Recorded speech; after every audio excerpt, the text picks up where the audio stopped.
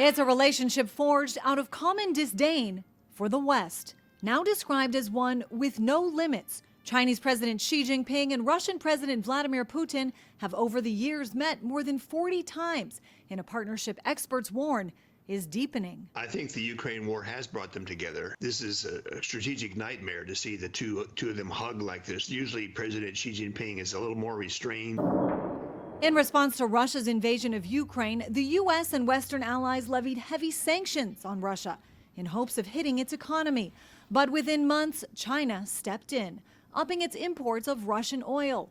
Last year, Russia surpassed Saudi Arabia to become China's largest oil supplier, as trade hit a record high of $240 billion, with China also said to be providing Russia with supplies needed to build tanks, armored vehicles, and missiles.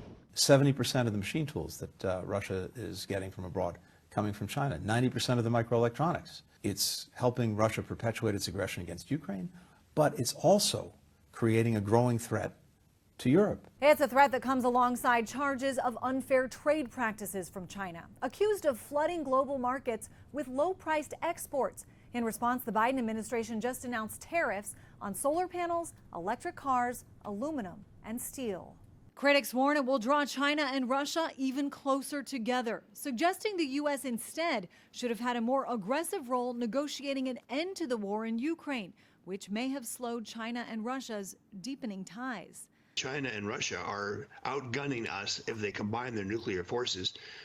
This is another example of the cost of driving them together. We want to reduce the number of nuclear weapons in the world, not increase. With new concerns, the alliance may be growing.